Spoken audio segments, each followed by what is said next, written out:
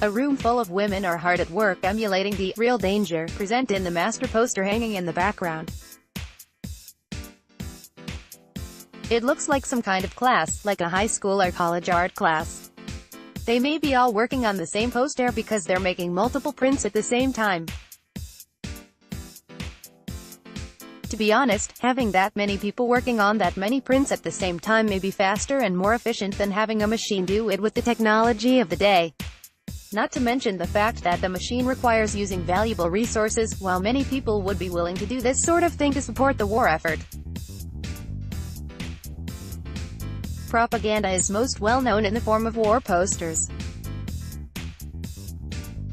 But at its core, it is a mode of communication aimed at influencing the attitude of a community towards some cause or position, and that doesn't have to be a bad thing. Although propaganda is often used to manipulate human emotions by displaying facts selectively, it can also be very effective at conveying messages. During World War II, American propaganda was used to increase support for the war and commitment to an Allied victory. Using a vast array of media, propagandists fomented hatred for the enemy and support for America's allies, urged greater public effort for war production and victory gardens, persuaded people to save some of their material so that more material could be used for the war effort, and sold war bonds.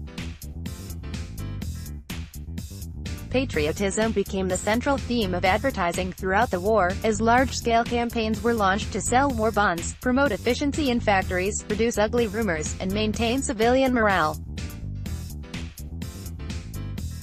When World War II began, most Americans viewed propaganda as a tool of totalitarian dictatorship.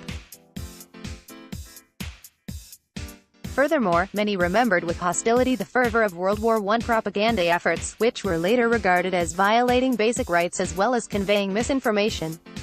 At first, the government was reluctant to engage in propaganda campaigns, but pressure from the media, the business sector and advertisers who wanted direction persuaded the government to take an active role. Even so, the government insisted that its actions were not propaganda, but a means of providing information. These efforts were slowly and haphazardly formed into a more unified propaganda effort, although never to the level of World War I. In 1942, President Franklin D. Roosevelt created the Office of War Information, OWI. This mid-level agency joined a host of other wartime agencies, including the War and State Departments, in the dissemination of war information and propaganda. Officials at OWI used numerous tools to communicate to the American public.